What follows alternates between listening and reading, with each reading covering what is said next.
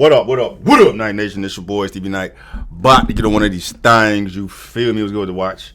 Night watch it, man. Kendrick Lamar week continues.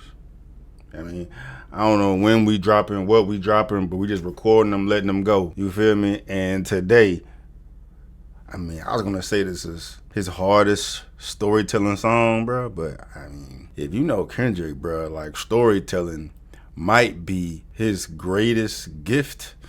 But I don't even know if it's his greatest because he does so many great things in rap, dog. But he's one of the greatest storytellers there is and there ever will be. We doing Duckworth, bro. But I could have tapped into. I already posted a Sing About Me way back when. We could have did Duckworth. We could have did How Much a Dollar Cost. We could have. I think we've done Art of Peer Pressure. Point is, he got a grip of him, bro. So it's just. When you want to do it, all. This is the one I selected today. I might even do another one, bro. You feel me? But today we're doing Duckworth from the damn album, Grammy-winning album. So if you know, you know, and if you don't know, you're about to find out why K-Dot is that guy, bro. Before we tap in, though, like always, merch, shop, StevieKnight.com for the drip. You feel me? All my links for all my shit, description box below. Like the video, subscribe to the channel. Like the video, subscribe to the channel. We rocking with K-Dot week. Let me know what else y'all want to see in the comments. If I don't have time this week, we'll do it some other time. You feel me? But it's about to get active. It was always me versus the world, until I found it's me versus me. Why?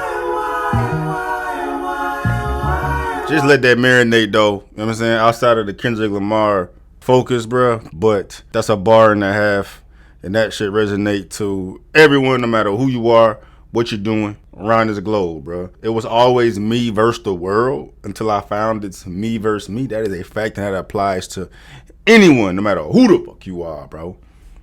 You got issues, look at yourself. It's the first place to fix this shit. Don't worry about what everybody else is doing, dog. It's always up to you. Let's do it. Just remember, what happens on earth stays on earth. We're gonna put it in reverse.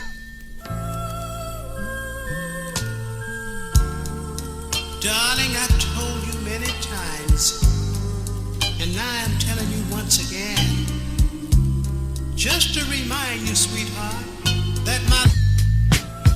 Oh, Lamar, Hail Mary, your marijuana times is hard. Pray with the hooligan, shadows all in the dark. Fellowship with demons and relatives, I'm a star. Life is one funny motherfucker. A true comedian, you gotta love him, you gotta trust him. I might be bugging, infomercials and no sleep. Introverted by my thoughts, children listen, it gets deep. See, once upon a time inside the Nicholson Garden Projects, the object was... Stop it there, though. K-Dot talking about himself up until that point. You know what I mean? But it's just a dope way to explain what he was going through back then, bro. As a child, he gave you a timestamp of exactly when he's talking about in his life, bro. Hail Mary and marijuana. You know what I mean? He ain't talking about no Catholic Hail Mary. He talking about Hail Mary Tupac, right? You know what I'm saying? That's a big impressionable, influential time in his life. Especially it's K-Dot, bro. It's California shit. Tupac, or Hail Mary is one of Tupac's biggest songs, dog. Calling life a funny motherfucker about what the hell life is going to put him through. You know what I'm saying? You got to trust him, but I might be bugging. Infomercials and no sleep. Introverted by my thoughts. Children listen, it gets deep. Him staying up all night back in the day, watching TV. And you know, the later it get, the more infomercials you got to fucking watch. So clearly he's staying up all goddamn night as a damn kid, right? Introverted by his thoughts because of what was going on to him back then. Or what was going on with him back then. And then children listen, it gets deep, and then he goes into an entirely different segment of the song, bro. This is when he starts to tie it all in, bro. Let's get it.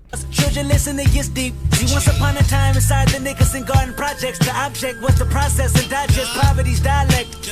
Adaptation inevitable. Gun violence, crack spot, federal policies, rape buildings and drug professionals.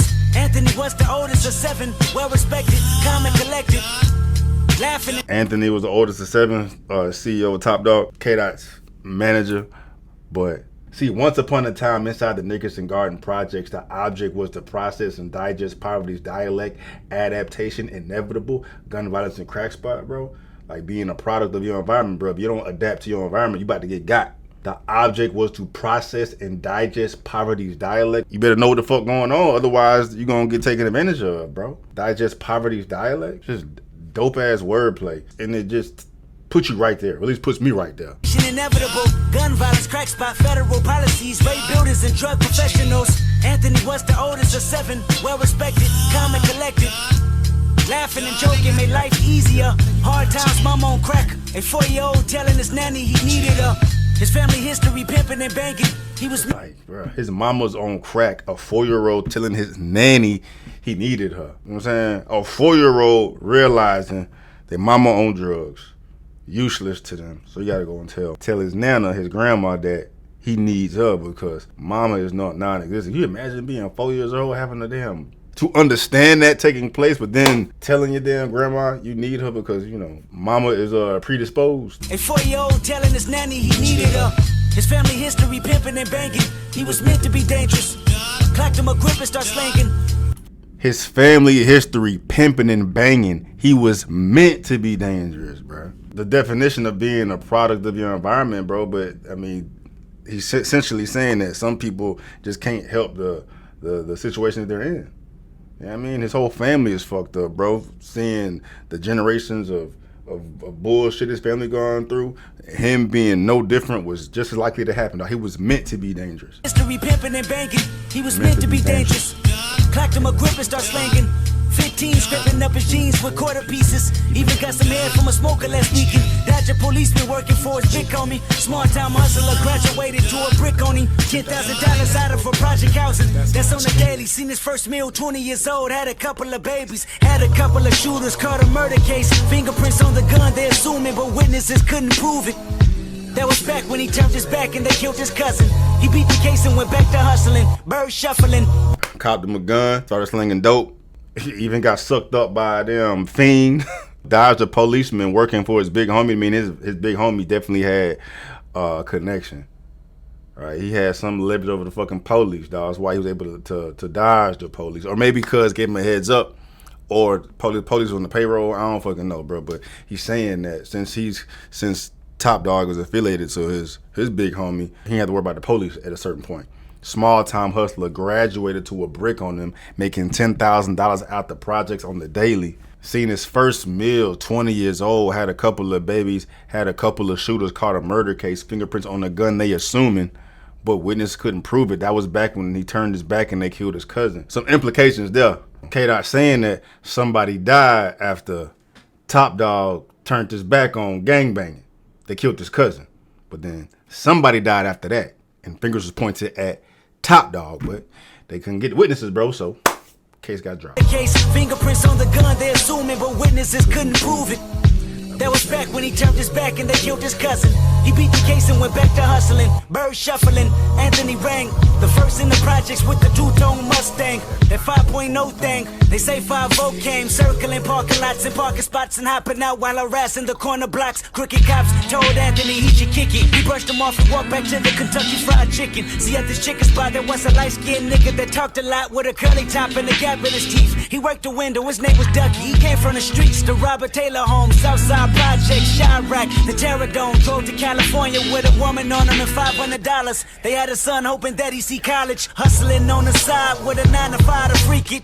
Cadillac severely ride his son around on weekends. 3-piece special with his name on his shirt pocket. Cross the street from the projects, Anthony planned to rob it. Stuck up the place before, back in 84. That's when affiliation was really 8 years of war. So many relatives telling us, selling us, devilish work, scaling us, crime, intelligent, felonies, prevalent, proper. No matter where you go, no matter what you do, bro, you can't get right. It's difficult, damn near impossible to walk the straight and narrow, given the circumstances, bro. You don't make it out of where Kendrick made it out of, dog, and he continues to reiterate that throughout this fucking song, man. So many relatives telling us, selling us, devilish works, killing us, crime, intelligent, felonious. It's like no matter what I do, I can't get right, bro. My family fucked up, friends fucked up, coworkers fucked up. Most of my friends are in gangs themselves. You know what I mean? And K-Dot has never said it himself, but you know, K-Dot definitely has to be affiliated somewhere, bro. It wouldn't surprise me if K-Dot was out there blooding it up too. You feel me? Just by how he carries himself. He don't want to put that out for the world to see, but just his his perspective and his ears and his eyes and what he talks about all the time. And I've heard stories about, you know, K-Dot pressing motherfuckers like, you know, he's about that. You know what I'm saying? But at the end of the day, just the message is, dog, you can't escape it. Work, skeletonist, crime, intelligent, felonist, prevalent proposition with nines. Ducky was well aware. They robbed the manager and shot a customer last year. He figured he'd get on these niggas' good sides. Free chicken every time Anthony posted in line. 2 extra biscuits, Anthony liked them and then let them slide. They didn't kill him, in fact it looked like they're the last to survive. Pay attention, that one decision changed both of their lives. One curse at a time, reverse to manifest a good karma. And I tell you why. You take 2 strangers and put them in random predicaments. Give them a soul so they can make their own choices and live with it. 20 years later, them same strangers you make them meet again inside recording studios where they reaping their benefits. Then you start reminding them about that chicken incident. Whoever thought the greatest rapper would be from coincidence? Because if Anthony killed Dougie, Top Dog could be serving life while I grow up without a father and die in a gunfight.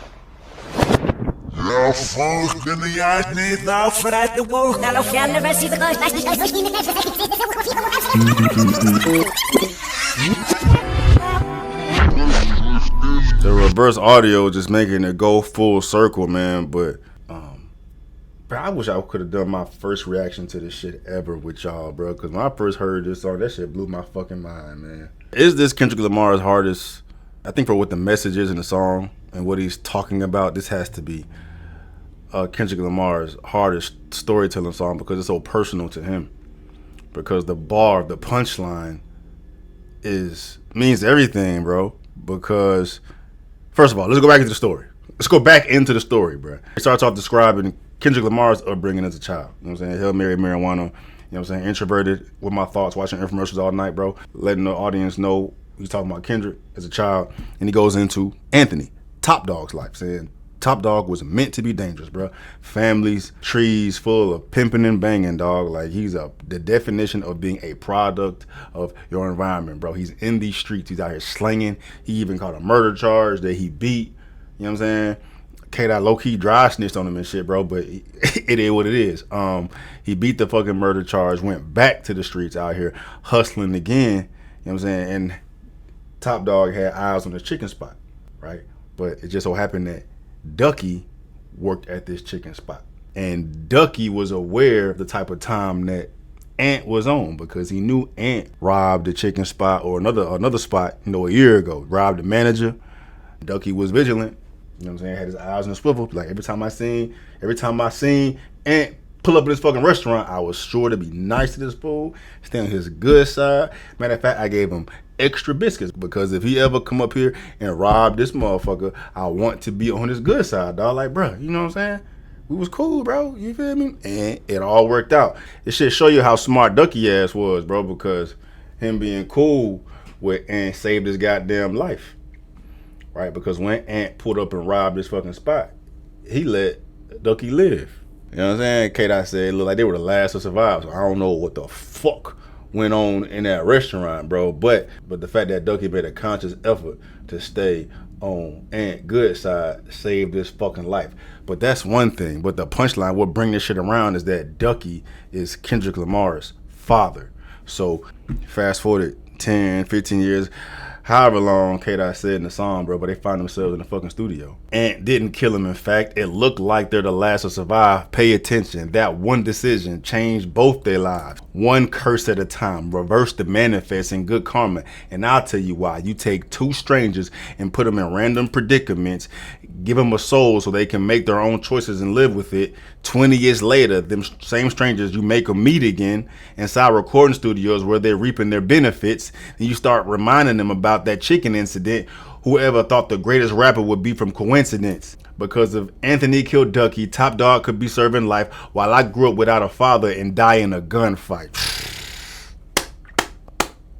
And it definitely highlights how much Ducky is worth outside of just him saving his own life and Ant's life and Kendrick's life by choosing to be on Ant's good side, bro. But it shows you his worth as a father too, man. Because imagine how dope of a father Ducky had to be to get Kendrick Lamar out of that environment, to have him be focused, to have him not get tied up in the bullshit, to have him still be alive, to have him not in jail, to have him be focused as a rapper, to have him be one of those that got out of that situation, man. That all comes from good fatherhood, bro. And then Kendrick described a little bit of how Ducky was the father by, you know, taking Kid out on these rides in his whip and shit, showing you that he was present in Kendrick's life, right? If you take that father out of Kendrick's life, we have none of this. No Top Dog, no father, and no Kendrick as a rapper, bro. Matter of fact, Kendrick probably be goddamn, dead from gun violence or some shit because he lost his way. But yeah, that's Duckworth, bro.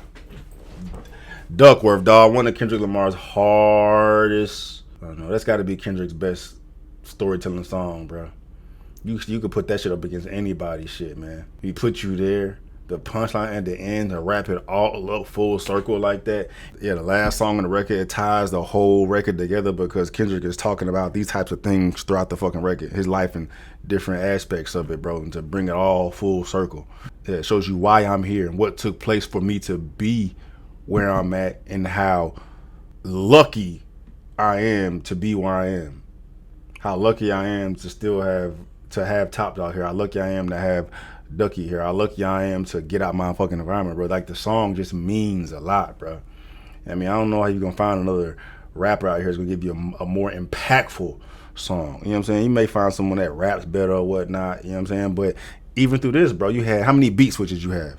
3, 4, and then all the different cadences and shit, but to deliver that message, to put you there and to tie it all in at the end, bro, like, it's one of the best storytelling songs in hip-hop, period, bro. Anyway, there you go. The first time hearing it, bro, you welcome. And let me know in the comments, bro, where does this song rank in the best storytelling songs of all time? Right? Who's a better storyteller than Kendrick Lamar? Let me know in the comments too. All right.